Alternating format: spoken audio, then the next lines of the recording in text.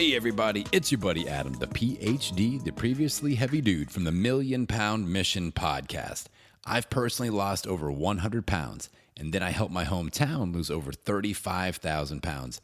And now I'm on a mission to inspire over 1 million pounds of weight loss with my weekly podcast. You are listening to the Feel Good Factor podcast. Here's your host, my friend, Susmita Veganosaurus.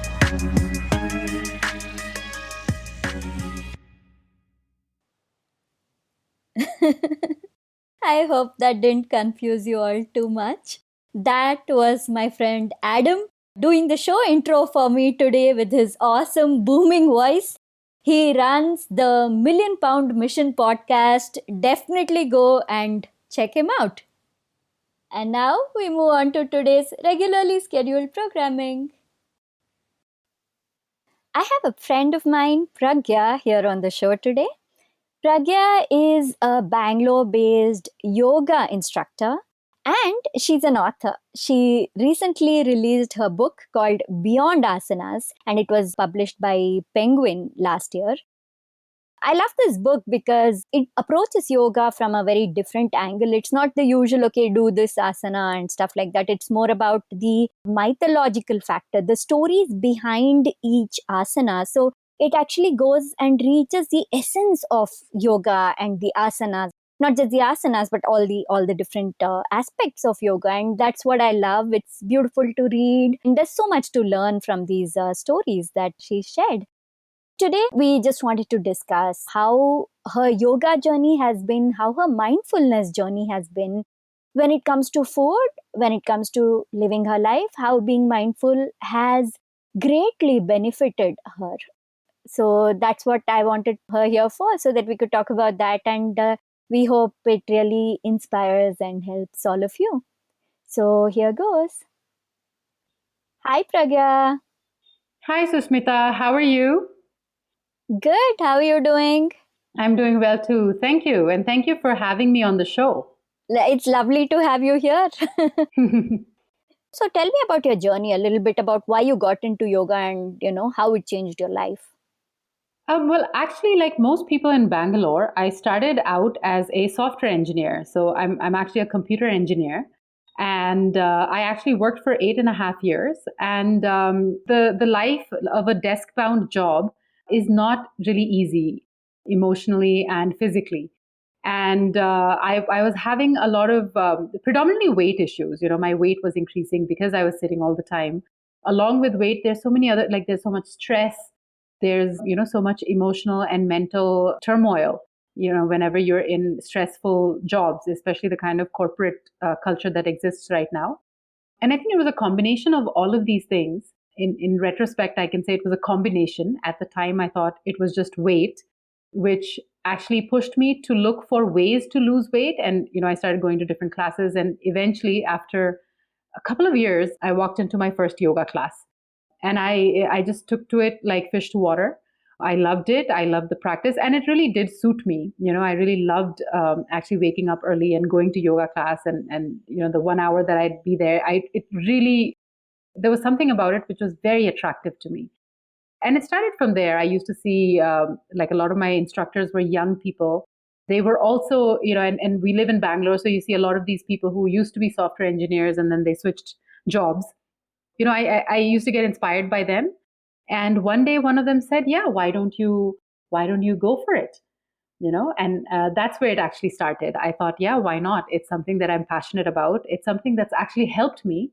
There was something, very interesting and very compelling, about being a yoga teacher, helping people in the way that yoga had helped me. And since then to now, I think it's been about a decade. I've just been teaching every day, and every day it's a different experience. It's new. It's exciting. That's lovely. I remember you saying that it's not just teaching. You say a lot of yoga teachers who get into it with the similar intention as you. Like, okay, it helped me so much, so let me go out and help the world with this. But then they ignore their own practice. They're not making enough time for themselves. But, Yeah. you've always spoken about this. I've attended a class with you. I've just had talks with you. And you always talk about how important it is. So can you tell everybody about that a little more? Yeah, I think, it's very frequently like a lot of senior teachers will tell us that, the moment you stop practicing is the moment you should stop teaching. Because with every minute that you spend practicing, there is something new that you learn. There is a new depth that you reach. It may not be a huge amount of change. It may not be a great learning that you get with every single session, yoga practice that you do. But just the fact that you spend time on it every day, that you're regular and you're disciplined, and you say that this is the practice that I've chosen, this is the path that I've chosen, and that I commit to it. That in itself brings a lot of discipline. And yoga being a holistic practice, it's not really just how well can I do a particular asana. It teaches you a lot more as a yoga practitioner and as a yoga teacher. That aspect of dedication has to be there. That aspect of compassion has to be there. That aspect of practice has to be there. So there are many aspects of being a yoga practitioner which cannot be quantified in a way such, let's say, that an asana can be quantified. You can tell, today was I able to do the splits. These things can be quantified and these are very visible. But I think most aspects of being a yoga teacher and a yoga practitioner cannot be quantified.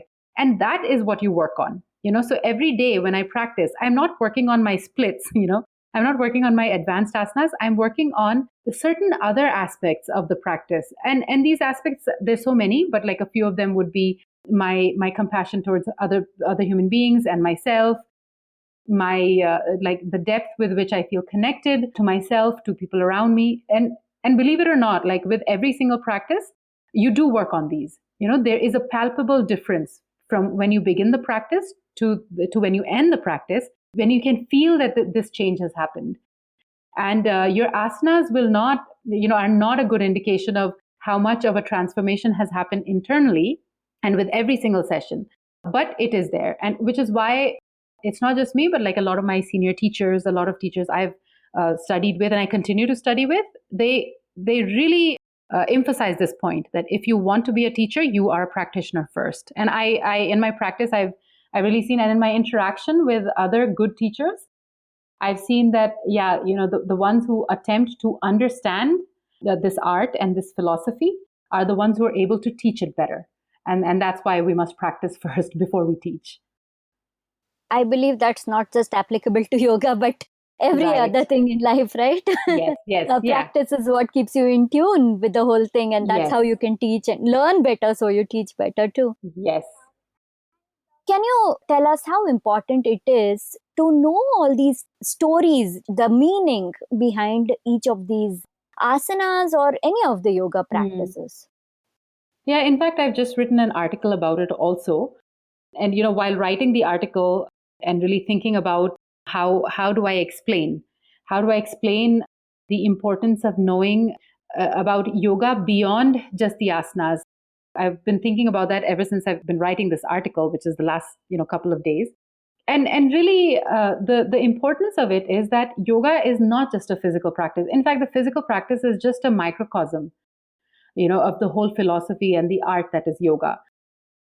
But how do we connect yoga to the rest of our lives? How they say things like yoga is not only about it's not only about touching your toes, it's about what you learn on the way down. Yoga is not only about the asanas. We hear all this, but how does it actually apply to our lives?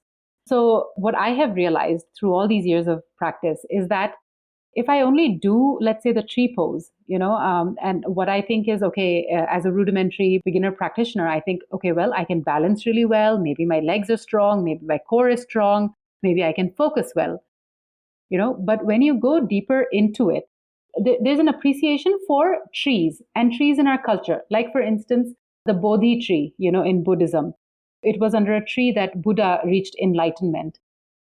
Shiva taught under trees. When you look at a tree, big banyan trees all over Bangalore, these are old trees. They've witnessed histories. They're wise trees. And that is the aspect that we must meditate upon. And that is the aspect that we must hope to assimilate in us when we practice the tree pose. So it is not only about the balance, but it is also about wisdom.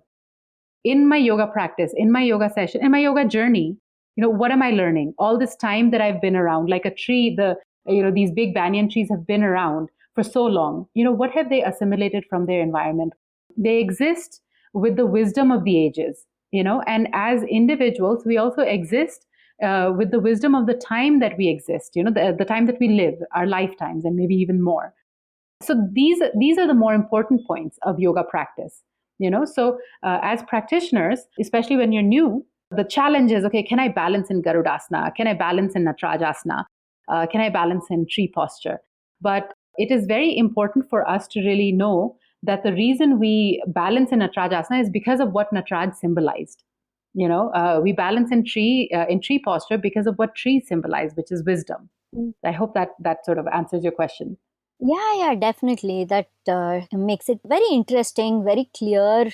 I think it would significantly change the world if the modernized version of yoga embraces this, going more deep and teaching all the different aspects of yoga, the history, the mythology, the symbolism Yes. behind all these poses, right? I think it's going to make a huge impact because, I mean, yoga, after all, that was the whole purpose behind the practice to begin with, right? Yes. Also, I'd like to say that in addition to that, I think, within the context of the place where yoga originated from, where the practice of yoga originated from, which is India, and people would argue maybe surrounding areas, because India was, this huge, massive area before present day.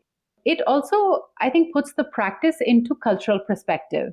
It helps you understand a little bit more about the depth of the culture of the subcontinental culture, and that also helps you understand yoga better. The ideas that we talk about in yoga are like go beyond just your fitness class. We talk about enlightenment, we talk about sacrifice, we talk about commitment, we talk about so many aspects which make sense to a practitioner once they understand the cultural context, which is why we see a lot of serious practitioners traveling to India and trying to understand, the culture where this practice originated from. And I think that's very valuable as well if you really want to get to the basis of why we practice and why yoga is, deals with more than just your physical presence. It also deals with so much more than that. So true. I absolutely agree with that.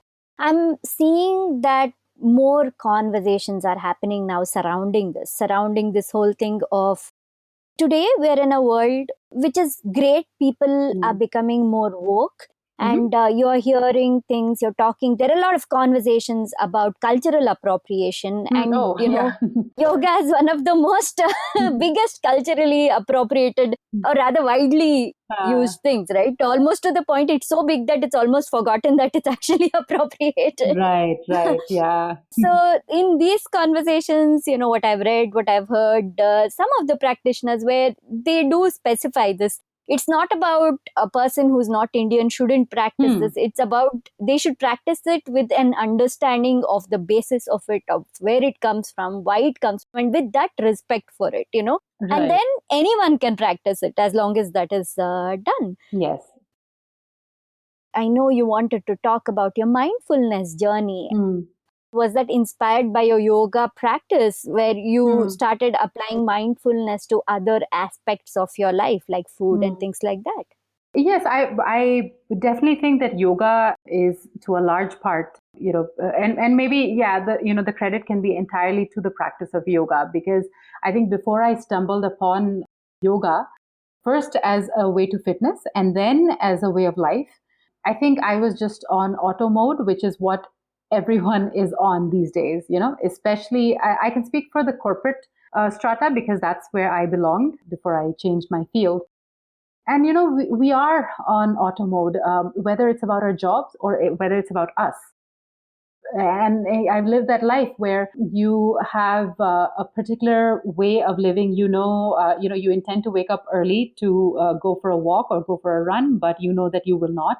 You know that you'll wake up just in time to take a shower and run out of the door and drive to work and get to work on time and stay at work for 16 hours.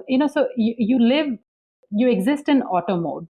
And when I was going to the gym, I feel that I was still existing in auto mode, because there was nothing in my gym workouts which were inspiring me to look beyond, to look at my habits, to look at to assess how I was living and how I could change for the better.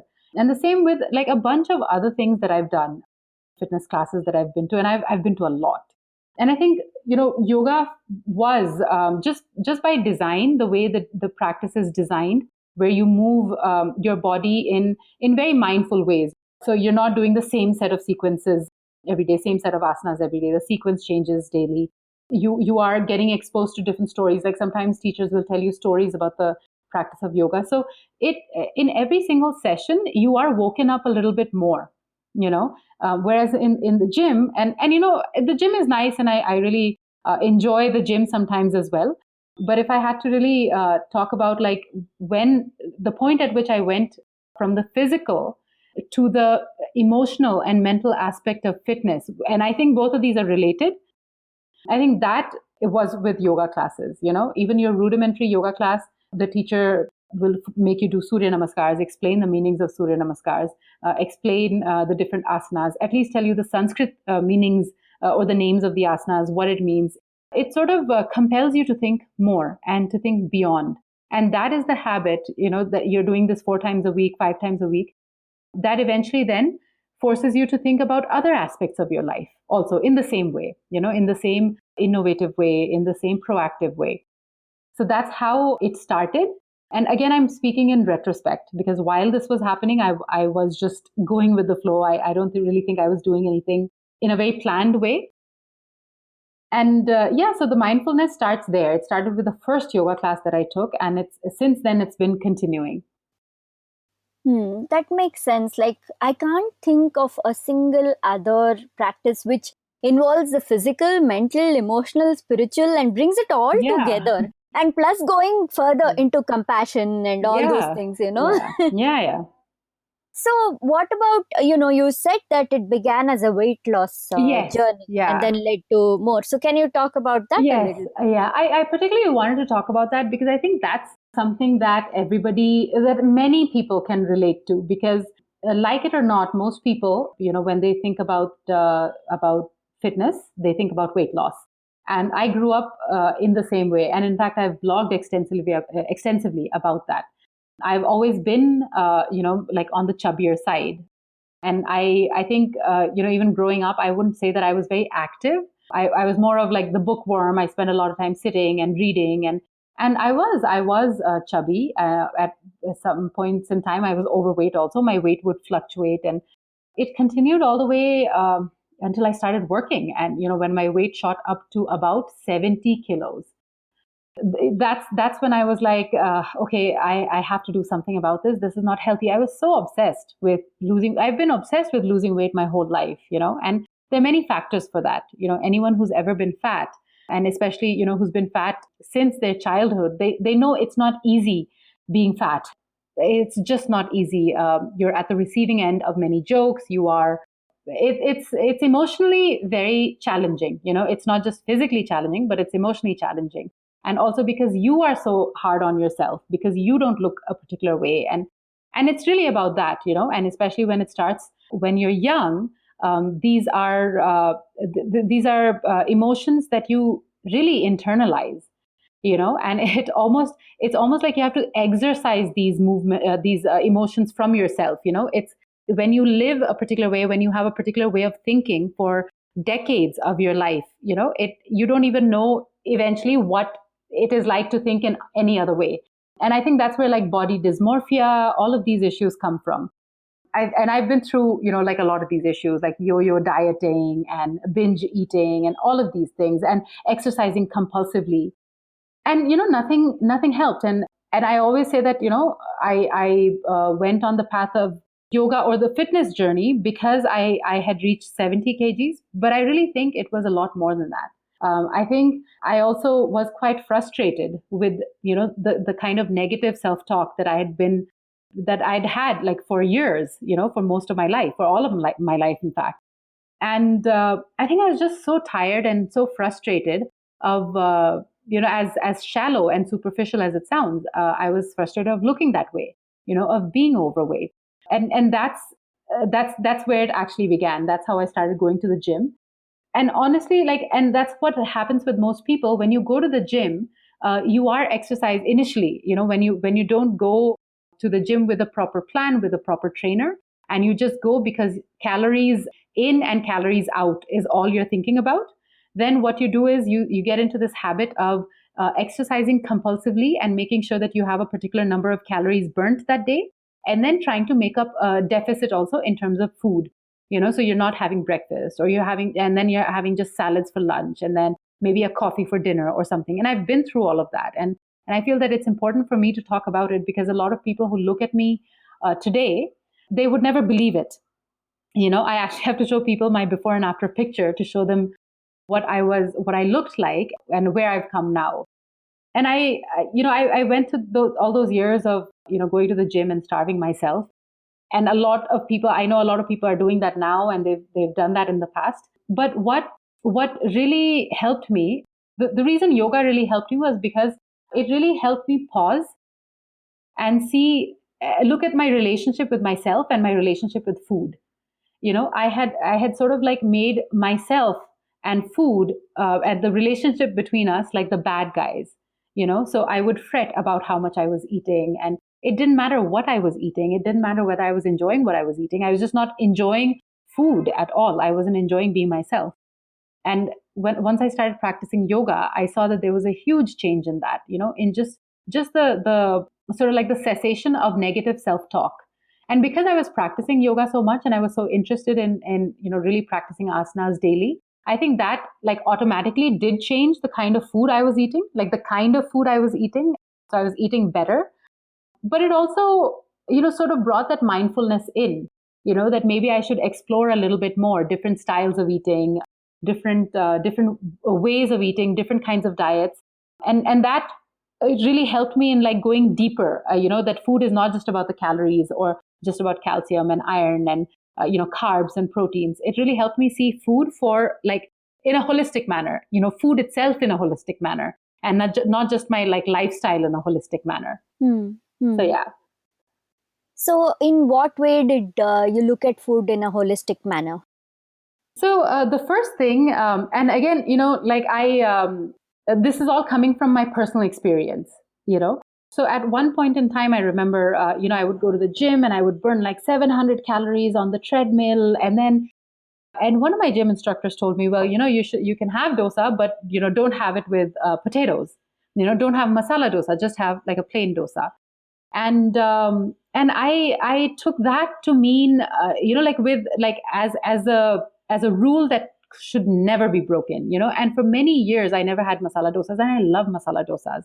So the way I started to look at food more holistically is that maybe things should be in balance. Maybe a masala dosa like twice a week or 3 times a week. Don't deny yourself, enjoy it for what it is, enjoy it while you're having it, and then see where you can compensate during the rest of the day, So it helped me look at it like that, So more from the, before I came from a point of deprivation, and that you feel, especially if you have issues with self-image, if you have issues with food, with weight, you get into this habit of like depriving yourself and feeling good about it. It's like some sort of negative reinforcement, And I started looking at food more holistically after I started practicing yoga, and actually realizing that you can actually enjoy food. Enjoying food doesn't mean that I have to have, let's say, dessert 7 days a week and only then I'm enjoying it. I can have dessert, once a week, once in 2 weeks, and still enjoy it and not deprive myself, and make maybe that dessert a good quality dessert, not just stuff like a bunch of chocolate bars, which I may not even like down my throat. But, instead of that, go for something that I really, really like. Make it about quantity, not about quality. Make it about quality, not about quantity. So these were like just a few things, over the years. These are just a few of the things that I used to not really do, when I was struggling with weight. And now I can actually look at food, and especially with this coronavirus, I've been cooking a lot at home, and I really appreciate food, wholesome food, nourishing food. And I'm actually able to use these adjectives for food, whereas I was the kind of person who was, I didn't have masala dosa for ages, you know. So that's how, the practice of yoga has led like to mindfulness in terms of food as well for me. I look at it in a very different light now, as more of in terms of pleasure, in terms of nourishment, energy. I look at the quality of the food that I eat. I feel that I respect food a lot more, than I used to before when it was just about calories. Hmm. What you said about the energy of the food, particularly being more mindful with your eating, did that also lead you to, and of course, being a yoga practitioner, you are plant based, and Hmm. did that lead you to become plant based?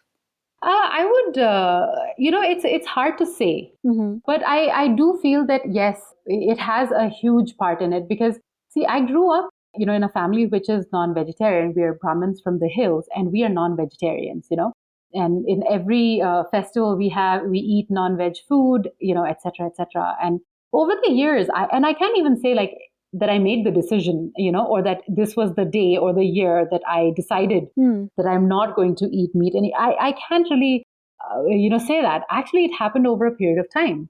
At one point, I was like, okay, I just don't feel like it. It wasn't that something was saying that it's not suiting me. It wasn't about it was not about calories. It was not about that I was having some sort of weird reaction to it. It was just that I just felt that I don't want to eat, meat anymore. Like I don't want to consume dairy milk anymore. It was just something that just came from within, and I have not like even read many books about it. I have not like really researched any of this, I've always been very open, about food. I've never said, okay, I'm not going to eat this.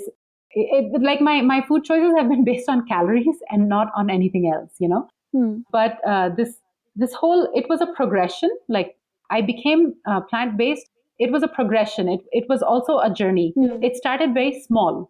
It started off with like milk, so very small, and then eventually one day I was like, oh, I'm not actually eating. So it was not like, it was not a conscious decision. It just sort of happened, and I really do think, because I feel yoga makes you more compassionate. It makes you think about other people, other lives.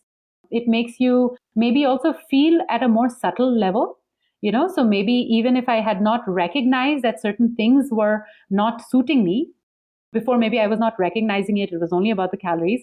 Then after, years of practicing yoga, maybe on a subtle level, I started feeling that it's not suiting me, which might have led to some sort of aversion to certain kinds of foods. It is possible, because yoga does have that impact on people. It changes you at a very subtle, at a very primal level. Yeah, and food is energy finally, Hmm. and the energy of the food, you become more in tune with that, right? Like you are Yes. tuned to, okay, so you can feel that, Yes. okay, this is the energy it carries. It doesn't even have to be a physical not suiting you. Yes. It's just Yes. energetically not suiting you anymore. Exactly, exactly. And again, that's like a subtle thing that you can understand when you do have a mindfulness practice. Yeah, yeah. Otherwise, you have, like I said, we are on auto mode. I used to be on auto mode. And in that mode, there's no space to even understand energy, to even recognize that you function as a result of energy and what's happening to your energy and all of that. Hmm. Also, since we're talking about like food and the quality of food and being plant based, I'd also like to say, for everybody who's struggling with weight, when I went up to 70 kgs, and then I've been 49 kgs as well. And if you look at my Instagram, you can see, you can see how I look now, and I'm at something like a 56 to 58. I've stopped weighing myself also over the years, so but I maintain something like a 56 to 58. But I've gone down to 49 kgs as well. And what I would like to tell people who are so obsessed with the scale is that there is a lot of merit in looking at what you're eating, because now I feel that, because I'm more conscious of what I eat and mindful about what I eat. I know that there are certain foods that do not suit me. Like, for instance, they will cause bloating, or they will cause, some other, they'll cause me to break out, or it'll cause like even things like constipation. Food has an immediate impact on you, and I feel that when I was overweight, I was not looking at that aspect. So even when I was 49 kgs, which is the thinnest I've been, the least weight I've been, I was still eating unmindfully and unconsciously, and I was constantly feeling fat. And now I realize that perhaps that was just bloating, because I was eating all this stuff which did not suit me, and I was eating a lot of junk food. So I would encourage everybody who is, who's trying to lose weight, or you want to eat healthier, or you want to live healthier. You must. It's not a myth that certain foods suit you and certain foods don't. It is not a myth. Everybody has a different constitution. Everybody has a different body chemistry, and it will hold you in good stead, like in the future, in your fitness journey, to identify what is good for you, what makes you feel good, and what doesn't make you feel good, and to have an idea about that, because that's one of the most important things that you can really do for yourself. So, for instance, I know that dairy does not suit me. And if by accident I have something which has dairy in it, I will know immediately, and I will go and try to figure out what I ate, because I know through my body that these are the signs of having eaten something which had dairy in it. So and again, this is something that I've learned over the years. And so I would really encourage those of you who are trying to lose weight, and in a healthy way, in a more holistic way, that you must pay attention to what you're eating, because that it can either make you feel better or make you feel like crap, and it's all related to what you're putting inside your body. That makes a lot of sense. Again, back to connecting with what you're eating, and I think basically being present, right? While you're eating something, be present with that food and experience it, and then that's how like, okay, you can feel what it's making you feel. Yeah.